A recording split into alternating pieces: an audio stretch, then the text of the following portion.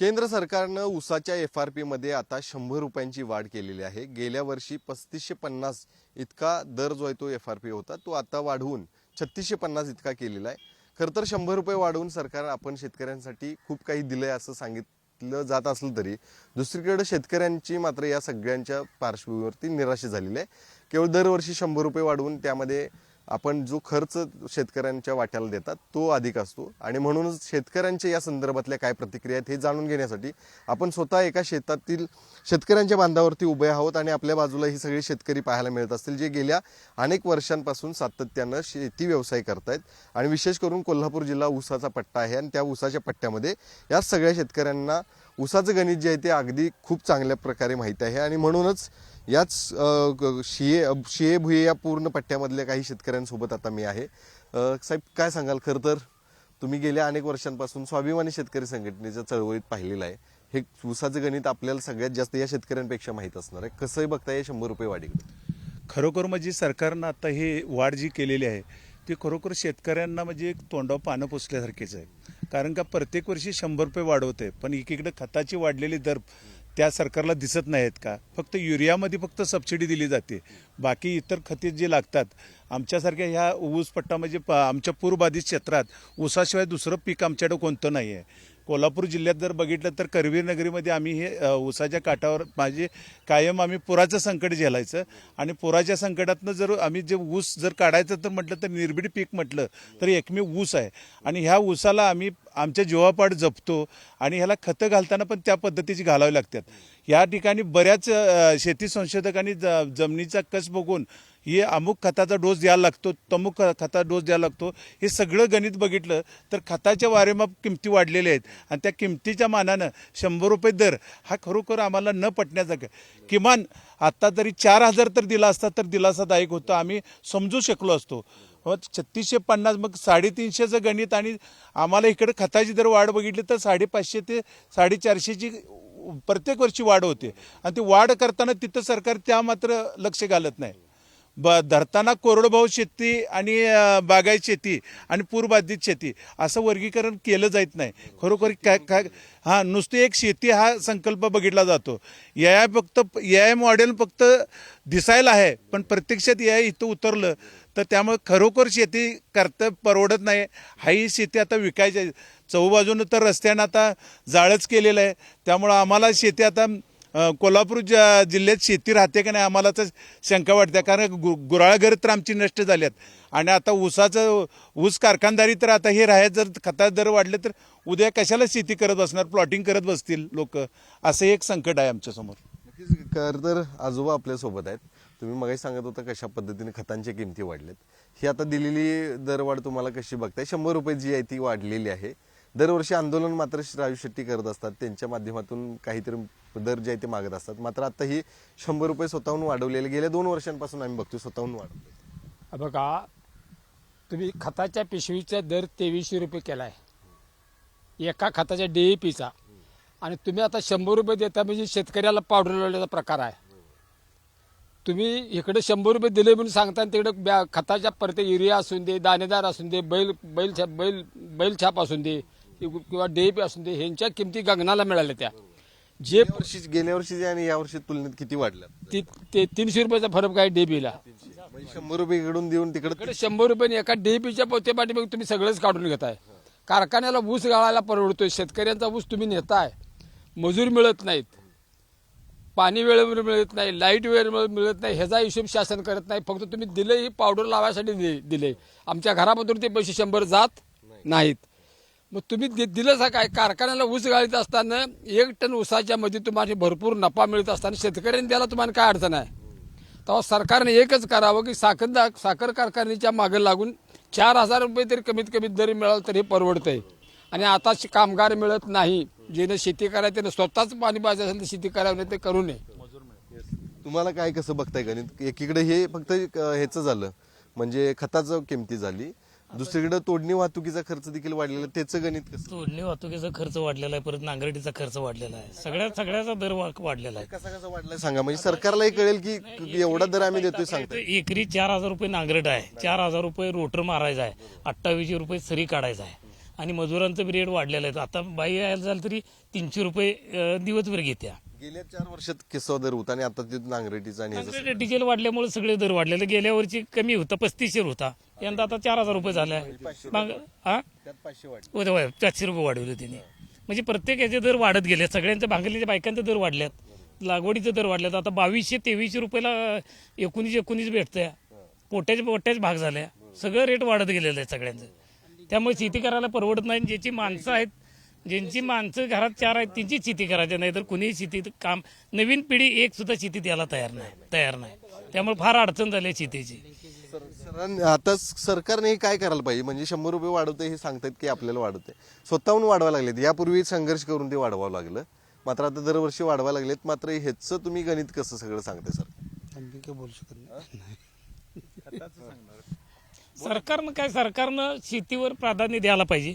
महत्वाचं म्हणजे सरकारनं जास्तीत जास्त शेतीला प्रोत्साहन द्यायला पाहिजे. शेती करायसाठी प्रोत्साहन द्यायला पाहिजे. सरकारनं जास्तीत जास्त अनुदान द्यायला पाहिजे सरकारला. काय म्हणजे जास्तीत जास्त सरकारला दिलं तर ते माणसं शेती करायला उत्स्फूर्त. पैसे राहत नाहीत. सगळ्यात महत्वाचं उत्पन्न. वर्षभर कामगाराचा एका पगार काढला एमआयडीसीतल्या आणि आमचा पगार काढला तरी बी परवडत नाही आम्हाला शेतीला.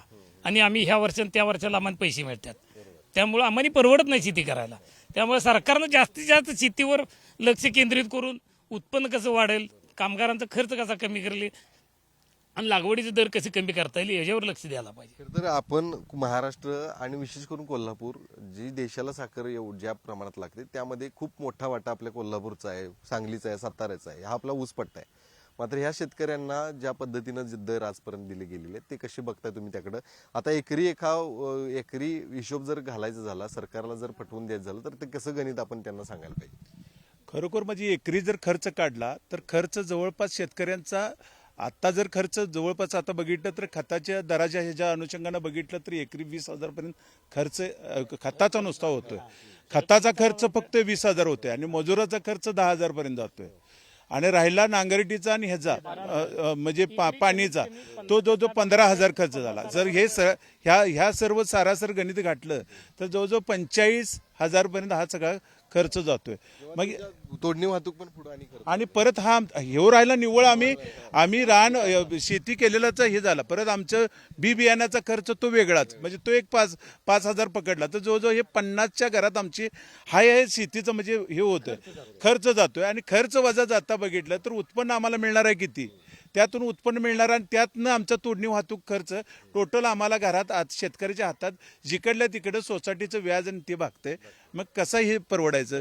जरी ते काढायचं गणित करायचं तर आत्ताच ह्यो पाऊस काळ कसा काय माहीत नाही, पण गेल्या वेळेचं जर अवरेज बघितलं तर 35 टन ते 30 टन असं अवरेज पडलेला आहे एकरी. आणि तुमच्या जर ह्या गणित जरी घालायचं म्हटलं जर 30 टनानं जरी पकडलं तर तुमचं 3500 जरी झालं तर 90 ते 95,000 बिल येते.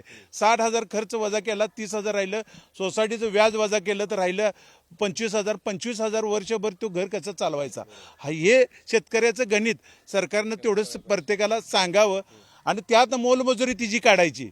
मजुरीचा खर्च पण 25,000 मध्येच आहे. मग कसं परवडतं? म्हणून शेतकऱ्याचं खरोखर जर बघायचं असेल तर गणित जर आखायचं असेल तर या तंत्रज्ञान जर वापरायचं असेल तर या ठिकाणी वापरा. खरोखर जिथं पिकतंय त्याला पिकायच्या त्या भाव कसा दिला पाहिजे हे तंत्रज्ञान ह्या ठिकाणी वापरा. एवढंच आमचं मत आहे. तुम्ही एकीकडे खताच्या गगनाला नेणार, एकीकडे तुम्ही लाडक्या बहिणीला पैसे दिल्यामुळे मजुरीचे दर वाढलेत, भांगलायला बायका मिळत नाहीत, स्वतः कष्ट करावं लागलेले आहेत. अशा सगळ्या गोष्टी ह्या निव्वळ आमच्या करवीरमध्ये नाही, हा सगळीकडे परिणाम आहे. आणि आता मजूर मिळत नाहीत आणि सगळ्यांना फुकट मिळालेल्यामुळं आता मजूर मिळत नाहीत. त्यामुळे स्वतःची शेती विकून बिंदास बसावं असं प्रत्येकाला वाटायला. आता कुठला आलं तर सगळं जाऊ दे म्हणतात लोक. नक्कीच. खरं तर ह्यात तरुण शेतकरी पण आहे. मी त्याकडे जाईन मुद्दा म्हणून, कारण या ठिकाणी जर बघितलं तर एक फळी आपल्याला दिसते, एक प्रत्येक वयोगटातली शेतीमध्ये आलेली. जसं तुम्ही म्हटलं की नवीन तरुण पिढी या ठिकाणी याला झजत नाही. आता त्याचं कारण आता नेमकं हेच सगळं म्हणायचं का शेतीला चांगले भाव? कारण पूर्वीपासून आता जेवढे शेतकरी सांगत आले त्यांनी प्रोत्साहन आता कोणच करणार आलं की तुम्ही शेतीत या म्हणून. सगळी सांगतात की तुम्ही शेती सोडून दुसरा पर्याय व्यवसाय. म्हणजे कारण काय की त्याला किंमत नाही आज शेतकरी. आज जरी ऊस जरी जात असली कारखान्यात तरी कारखाना पूर्ण हे घेत नाही, तोडणीची जबाबदारी पूर्ण घेत नाही. आपल्याला शेतात आलं तरी एकरी 4,000 4,500 रुपये द्यावे लागतात. म्हणजे ऊस आणि तोडणीचा आणि खर्च वेगळाच, म्हणजे त्याचं ते तर कुठल्या कागदावरती नाहीच. तोडणीसाठी एकरी आता ज्याची म्हणजे आता थोडी थोडी शेती आहे लोकांची, काय काय त्यांना कसं परवडायचं, म्हणजे एकर 2 एकरवाले पण शेतकरी आहेत, त्या त्यांच्या बिलातून पण 4-4, 5-5 हजार रुपये जर एकरी तोडण्याचे पैसे राहिले त्यांना राहणार काय? तो देखील मुद्दा असतो, जोपर्यंत ऊस आपला वाळत नाही तोपर्यंत ती तोडणी देखील काही शेतकरी घेत नाही. बरोबर बरोबर. तो देखील तोटा सहन करावा. तो देखील तोटा सहन करावा लागतो. आणि आता कसं झालं, आपल्याकडे थोडे थोडे शेतकरी आहेत, ती त्यांची जागा म्हणजे कमी आहे त्यांना क्षेत्र, तर त्यात मशीन वगैरे जात नाही, त्यामुळे त्यांना आणि तेवढ्या आता ती ऊसतोड काय असते ती तोडणी मजूर आहेत ना, ती पण आता काय भरोश्यावर राहिलेली नाहीत. म्हणजे कधी येतील, जे पैसे देईल त्याच्या जाणार, कोणाचं वाळत, आणि कारखाना ह्याच्यात कधी काय भाग घेत नाही. बरोबर आहे, कारण अनेकांवर कारवाई देखील झाली त्या तोडणी मजुरांची, कारण जी फसवून अनेकांना गंडा देखील घातलेली उदाहरणं आहेत. कसं तुम्ही ह्या सगळे गणित आता सरकारला आपण सगळेच सांगतोय, सरकारला एक विनंती म्हणून जर तुम्हाला करायची असेल, आता जे 3650 दर आहे ते कसा त्यांना आता सांगणार तुम्ही? कमीत कमी 3650 नाही 4000 तरी टना पाठीमागे पैसे दिले पाहिजेत, तरच ही शेतात पडतोय. आणि कारखाना काय करतोय, हे मारतात, काटा मारतात, तिथं शेतकऱ्यावर कोण विचार करत नाही. ऊस किती गेला ह्याचा विचार, तिथे गेल्यानंतर कारखान्याची माणसं उत्तर बरोबर देत नाहीत. शेतकऱ्यांना जायचं कोणाकडे? तुम्ही इकडे 100 रुपयाचं अनुदान दिलं, पण तुम्ही आज पेपरला जाहीर करताय, पण तिकडे एका बॅग पाठीमागे 300 रुपये वाढविल्यात. ह्याचा हिशोब करून शेतकरी जगायसाठी काहीतरी मार्ग शोधून काढा. आणि सरकारने आता जो गहू फुकट दिलाय की नाही खायला, त्यामुळे रानात जायचं माणूस पाक कमी आलं, कोण कामाला आलं तर तुम्ही फुकट का देताय? आम्ही राबतो रात्रंदिवस, त्याला मात्र 3600, आणि जो काम करीत नाही त्याला घरात बसून धान्य फुकट. ही बंद करायला पाहिजे. धान्य बंद केलं पाहिजे असं म्हणतात. धान्य बंद केलं पाहिजे तरच तुम्ही काम करणार. तुम्ही घरात बसून खाल्लं तर तुम्ही स्वावलंबी झाला. गरीब लोकांना ज्यांना गरज असते त्यांना दिलंच पाहिजे. गरीब म्हणजे कुणाला? तो गरीब जरी असला तर तो गरीब नाही, तो घरात बसून गाव पिठवतो या फुकटचं गहू खाऊन. गरीब नाही तो.